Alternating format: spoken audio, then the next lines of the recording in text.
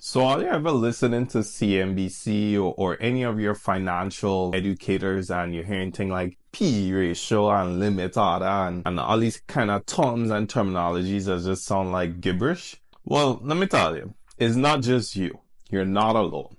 In today's video, I'm going to be breaking down a lot of these essential investing terms that will help you become more confident in your investing journey. This isn't about trying to overwhelm you with all the different jargons. It's essentially trying to empower you so that you can make smarter investing decisions. Let's dive in.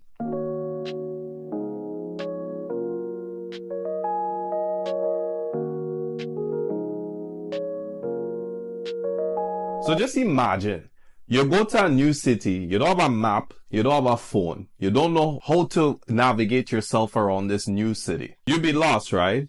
Well, it's quite similar when it comes to investing. Knowing some of these key terms is almost like having your own personal GPS when it comes to the investing landscape. It helps you understand investing more, where you're able to make a lot more smarter investing decisions and you won't get lost in this financial jungle. So for instance, let's say you're watching CNBC and an analyst is talking about Tesla's PE ratio and they're comparing it to Ford's PE ratio. Now, not understanding what PE ratio means keeps you in the dark. You don't know whether Tesla is cheap or you don't know if Tesla is expensive. So understanding these terms will help you make a better informed decision when Tesla is being compared to another company within the same industry, whether its stock price is justifiable or not. So some key terms that you need to know. Let's start off with limit order versus market order.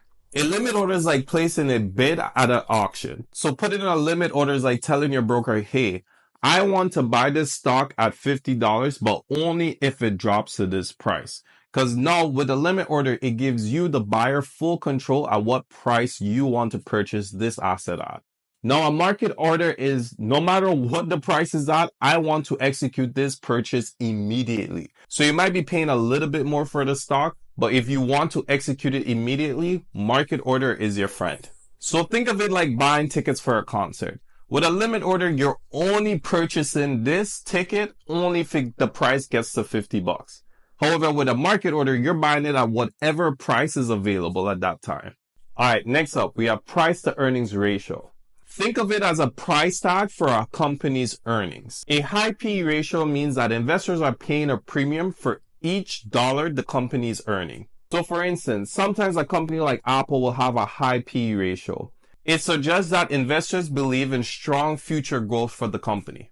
However, it is critical that you're comparing PE ratios to companies within the same industry or the same sector. Now, please be mindful, past performance when it comes to PE ratios does not guarantee future performance. So please, this is not financial advice. This is just financial education. So term number 3, we have EPS, or what is called earnings per share. Earnings per share is typically on a company's report card. It is essentially a gauge as to how profitable a company is. EPS shows you how much profit a company made for each share of stock. A company that has EPS that continues to grow shows that this company is a profitable company and the financials of their business is healthy. The next term you want to look at is open P&L and total P&L. So you ever open up your investing brokerage account and you're wondering what is open P&L? Open P&L is like your current score in a game. It shows the profit and loss on your active investments, whereas total P&L is your overall score. So this will show you the profit or the loss for active investments, but for positions you've already closed, meaning you've bought them and you've sold them, and this tells you the overall summary. So think of it like playing a video game. Your open P&L is the score for the level you are on right now. However, the total P&L is for your overall score for the entire game, not just that level.